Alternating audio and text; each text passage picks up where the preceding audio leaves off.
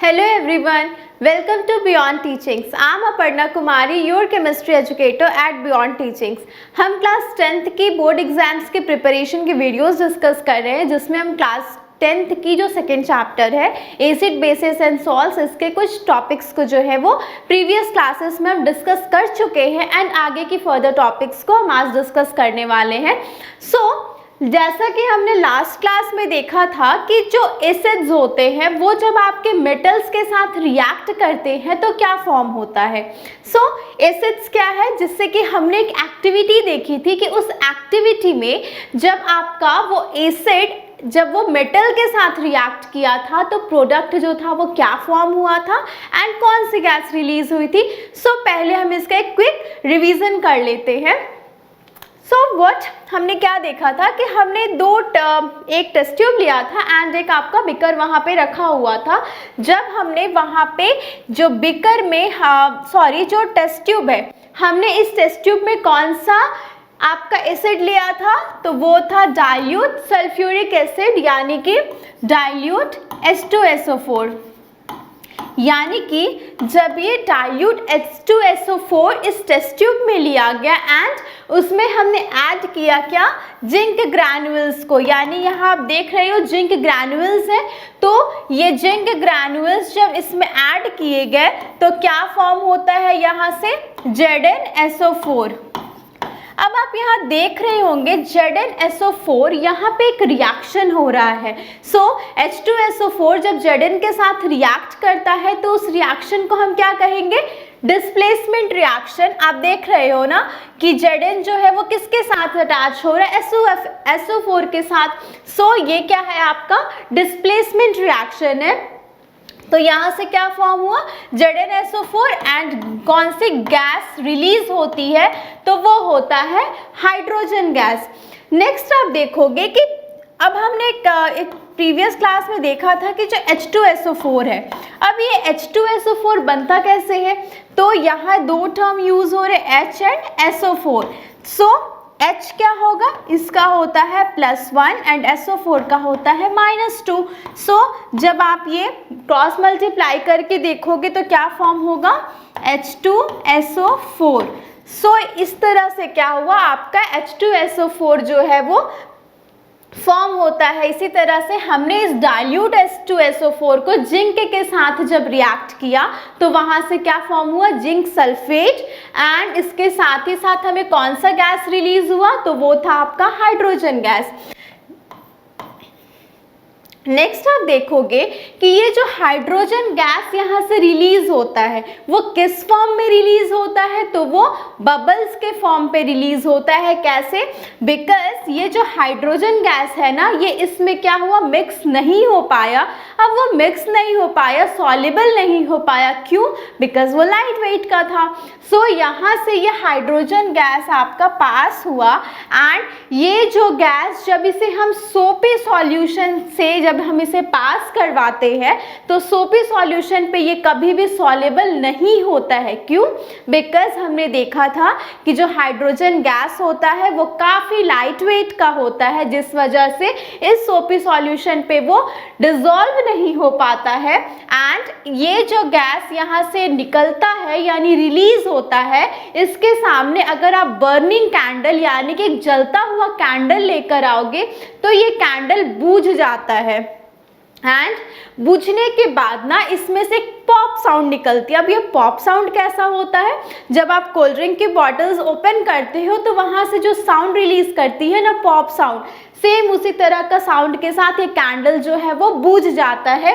And इससे हमें क्या पता चलता है कि वहाँ पे हाइड्रोजन गैस जो है वो प्रेजेंट है। ये हाइड्रोजन गैस प्रेजेंट कैसे है, बिकॉज वहाँ क्या होता है कि जब आप बर्निंग कैंडल्स को लेकर के आते हो तो बर्निंग कैंडल क्या होता है, बुझ जाता है एंड ये बुझने के साथ एक पॉप साउंड होती है एंड ये पॉप साउंड क्या होता है, जिससे हमें ये पता चलता है कि वहाँ पे हाइड्रोजन गैस जो है वो प्रेजेंट है। इस तरह से हमने ये पता किया था कि जब कभी भी आपका एसिड जो है वो अगर रिएक्ट करेगा किसके साथ, मेटल के साथ, तो वहां से क्या फॉर्म होगा, सॉल्ट, एंड इसके साथ ही रिलीज होगा आपका हाइड्रोजन गैस। तो ये तो हो गया कि जब आपके एसिड्स जितने भी हैं वो अगर मेटल्स के साथ रिएक्ट करेंगे तो वो फॉर्म क्या करते हैं, सॉल्ट, एंड इसके साथ रिलीज कौन सी गैस होती है, hydrogen gas. And hydrogen gas जब रिलीज होगी तो वो एक पॉप साउंड के साथ रिलीज होती है। नेक्स्ट हम देखेंगे कि when bases react with metal, अभी हमने क्या देखा कि when acid react with metal, अब हम क्या देखने वाले हैं, bases react with metals, यानी कि जब बेस जो है वो अगर मेटल्स के साथ रिएक्ट करेगा तो क्या फॉर्म होता है। यहाँ एक एक्टिविटी हम देख रहे हैं, place a few pieces of granulated zinc metal in a test tube. हम क्या करेंगे, एक टेस्ट ट्यूब लेंगे एंड इसमें हम क्या डालने वाले हैं, जिंक ग्रैनुअल्स, यानी कि ये क्या है आपके जिंक ग्रैनुअल्स है। Okay, this is zinc granules. अब क्या है कि आपने एक टेस्ट ट्यूब में क्या लिया, जिंक ग्रैनुअल्स लिया, एंड जिंक क्या होता है, जिंक क्या है आपका, मेटल है। सो जिंक क्या है, मेटल है, एंड इस टेस्ट ट्यूब में हमने क्या लिया है, zinc granules. Add 2 ml of sodium hydroxide solution, इसमें हमें क्या ऐड करना है, सोडियम हाइड्रोक्साइड, यानी कि सोडियम हाइड्रोक्साइड। इस चैप्टर में हमने क्या पढ़ा था कि जब भी कोई भी सब्सटेंस जब आपका 1 और मोर H+ आयन रिलीज करता है तो वो क्या होता है, एसिड्स होता है। लेकिन अगर 1 और मोर आपका जो है अगर वो OH आयंस को रिलीज करेगा तो वो क्या होता है, बेस होता है। सो NaOH में आप देख रहे हो यहाँ प्रेजेंट क्या है, OH ग्रुप। सो NaOH आपका क्या है, बेस। अब हमने क्या देखा, जिंक क्या है, मेटल, एंड NaOH आपका क्या है, बेस।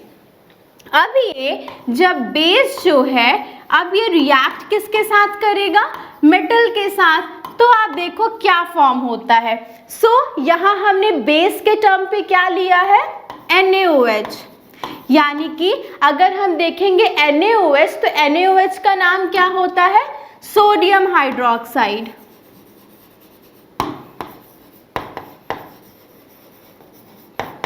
सो NaOH क्या है, सोडियम हाइड्रोक्साइड, एंड मेटल के लिए हमने क्या यूज किया है, जिंक। सो मेटल की जगह हम क्या लिख देंगे, जिंक।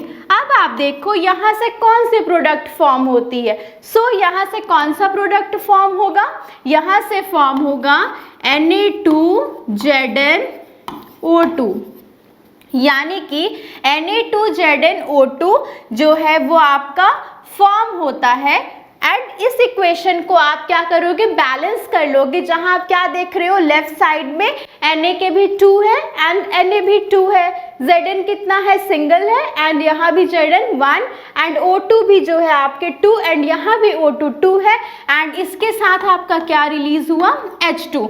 सो यहाँ से आपने क्या देखा कि जब ये बेस मेटल के साथ रिएक्ट किया, जहां हमने बेस के लिए क्या लिया है, NaOH, NaOH क्या होता है, सोडियम हाइड्रोक्साइड, एंड मेटल्स के जगह हमने लिया है जिंक।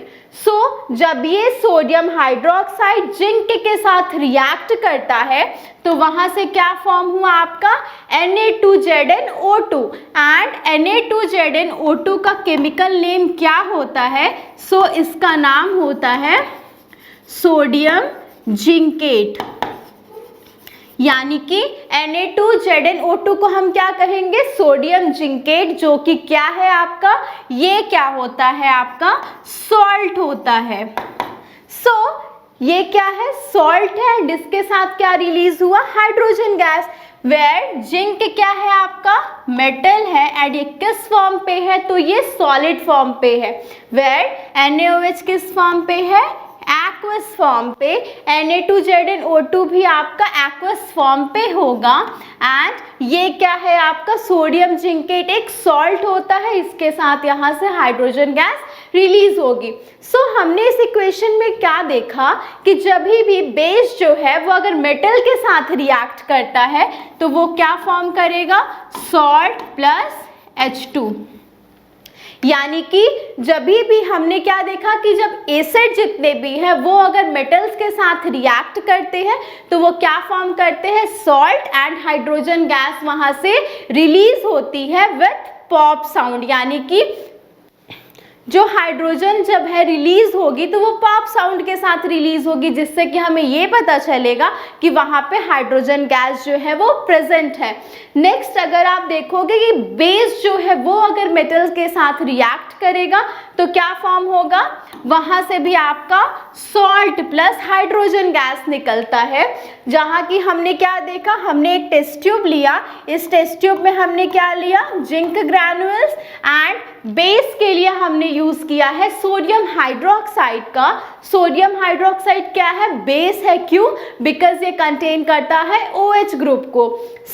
जब ये बेस रिएक्ट होगा आपका जिंक मेटल के साथ में तो यहाँ से फॉर्म हुआ सोडियम जिंकेट, जो कि आपका क्या है, सॉल्ट है, एंड इसके साथ ही रिलीज होती है आपकी हाइड्रोजन गैस। अब यहाँ से हम ये जानेंगे क्या सारे बेसेस जो है वो आपके मेटल्स के साथ रिएक्ट करेंगे, यानी कि जितने भी मेटल्स प्रेजेंट है वो सारे मेटल्स बेस के साथ रिएक्ट कर सकते हैं? नहीं। क्यों, बिकॉज हमने प्रीवियस क्लासेस में पढ़ा है कि जो मेटल्स होते हैं ना वो मेटल्स क्या होते हैं, यानी कि जितने भी मेटल्स हैं आपके वो बेसिक कैरेक्टर को शो करते हैं। यानी कि मेटल्स का कैरेक्टर कैसा होता है, वो बेसिक कैरेक्टर का होता है। अब ये बात है कि अगर वो बेसिक कैरेक्टर का है एंड बेस तो बेस के साथ रिएक्ट कर नहीं सकता, बिकॉज क्या होता है कि सेम चार्जेस कभी भी ना एक दूसरे से अट्रैक्ट नहीं होती है, वो क्या करती है, हमेशा एक दूसरे को रिपेल करती है। इसी तरह क्या होता है कि अगर कोई बेसिक कैरेक्टर है तो वो बेस के साथ तो रिएक्ट करेगा नहीं।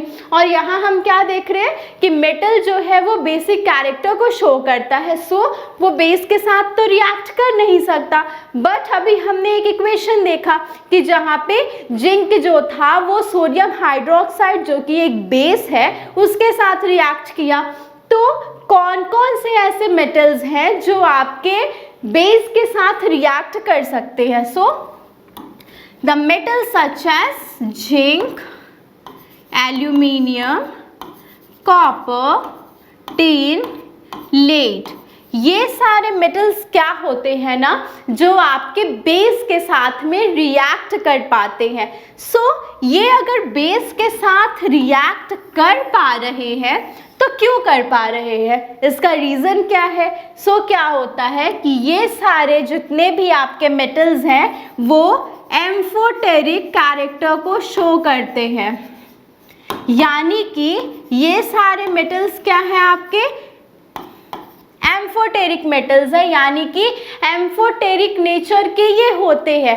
अब यहाँ जो टर्म है आपका कि एम्फोटेरिक, यानी कि यहाँ जो आप टर्म देख रहे हो एम्फोटेरिक, ये एम्फोटेरिक होता क्या है, यानी कि ऐसे मेटल्स जो आपके बेस के साथ भी रिएक्ट करते हैं एज वेल एज वो एसिड्स के साथ भी रिएक्ट करते हैं।